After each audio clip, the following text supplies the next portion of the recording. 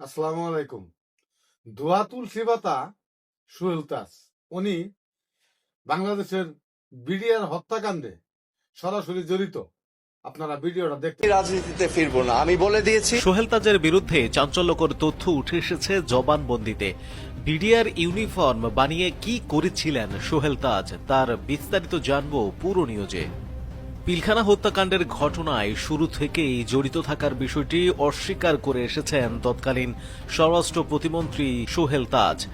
অথচ অভিযোগ ছিল পিলখানা ট্র্যাজেডির ঘটনার পরিকল্পনায় যুক্ত ছিলেন এই সোহেল তাজই। যদিও সোহেল তাজের পক্ষ থেকে দাবি করা হয় ঘটনার সময় তিনি দেশের বাইরে ছিলেন, অথচ তার বিষয়ে ভিন্ন চিত্র উঠে এলো সেই নৃশংস হত্যাকাণ্ডের ঘটনায় তদন্ত প্রতিবেদনে। হত্যাকাণ্ডের সপ্তাহ খানেক আগেই অর্থাৎ 17 ফেব্রুয়ারি সোহেল তাজ বিডিআর ইউনিফর্ম তৈরি করতে দেন।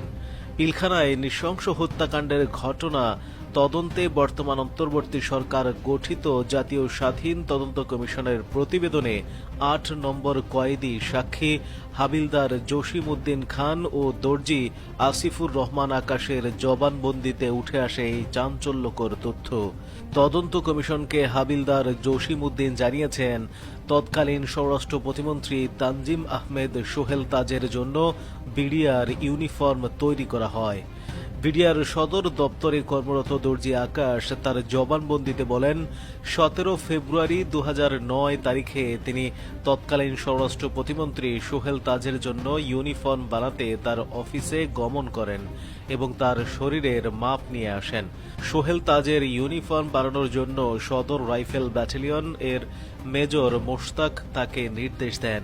ইউনিফর্মের জন্য মাপ নিতে বিডিআর হত্যাকাণ্ডে গুরুত্বপূর্ণ ভূমিকা পালনকারী ডিএডি তৌহিদ আকাশকে সোহেল তাজের অফিসে নিয়ে যান।